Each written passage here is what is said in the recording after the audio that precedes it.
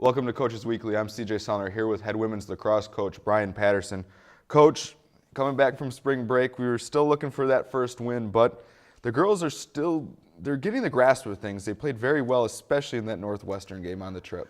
Yeah, even though for the most part the scores were not indicative of how we played, I think we're making some serious progress. And obviously, like you said, Northwestern game, we just lost by an eyelash at the end, but they're making some serious progress. They're starting to understand and know the pace of play and things like that. And I think moving forward, we're going to be becoming a much solider team and hopefully get some better results.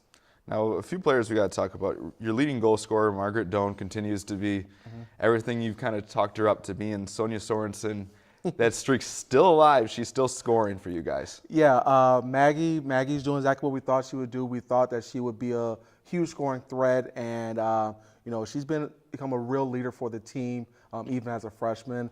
And like I said, Sonia.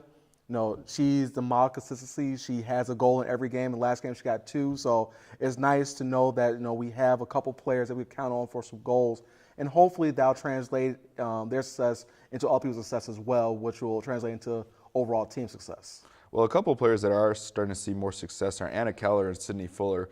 Anna scoring multiple times in that Northwestern game for you guys, and Sydney, really, she's kind of had those assists in there with you guys on the year.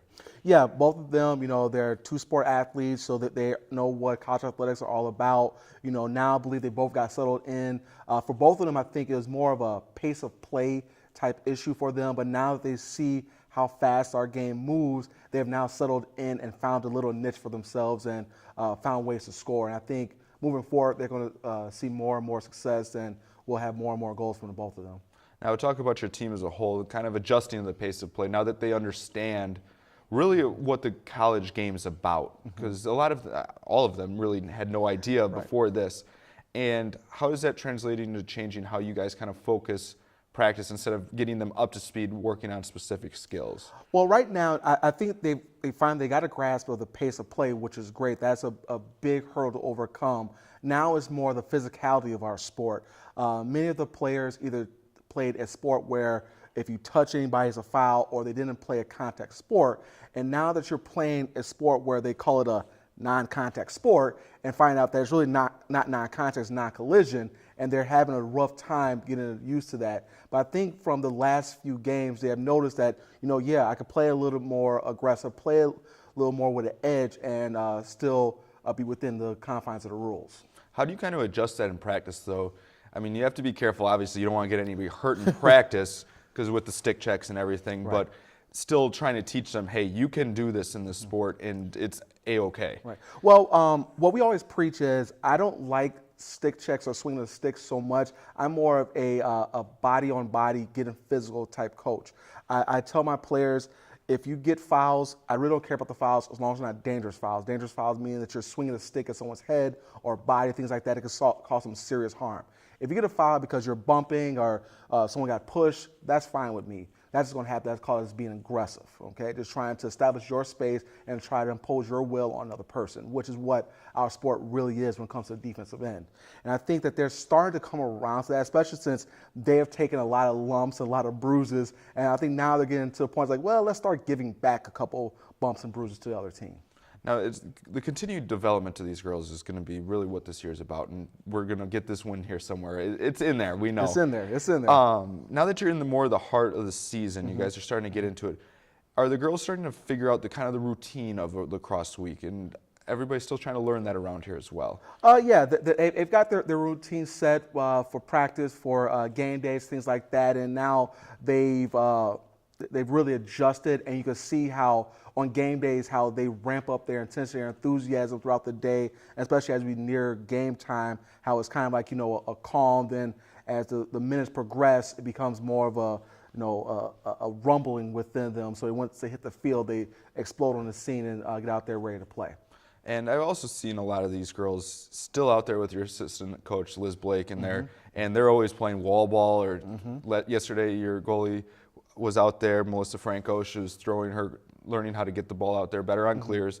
And these girls are still bought in to the point that they want to continue to harness those skills and continue to get better. Yeah, I consider myself a very lucky coach.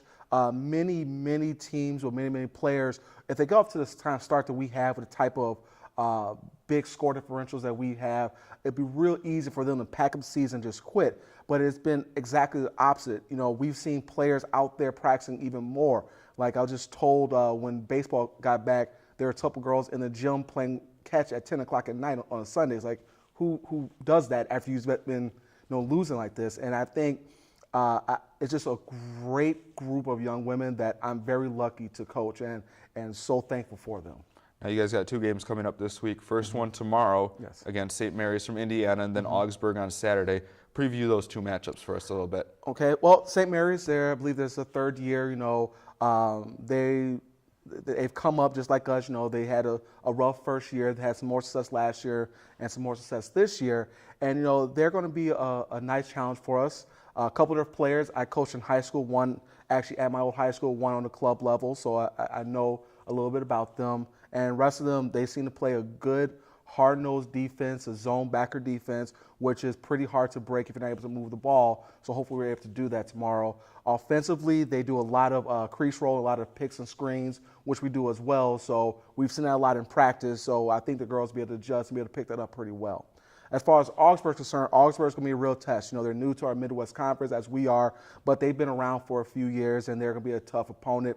They played some good teams, and they took the #1 team, CUW, to a 1-goal loss earlier this year. And actually, I believe they tied the game at some point, but they had disallowed goals. So they're going to be a very formidable opponent, but just because they are formidable does not mean that they're unbeatable. If we play our game and play within ourselves, you know, we believe that we could beat any team, you know. But it's going to be on the girls to do what we ask them to do, and hopefully they'll find some success that we think they can have. Well, we look forward to hopefully talking about some success next week, Monday.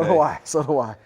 For Coach Brian Patterson, I'm CJ Sumner. You can find all these games at cuchicago.edu/live streamed for the home games tomorrow and Saturday. And we look forward to talking to you and with Coach Patterson next week, Monday, here on Coaches Weekly.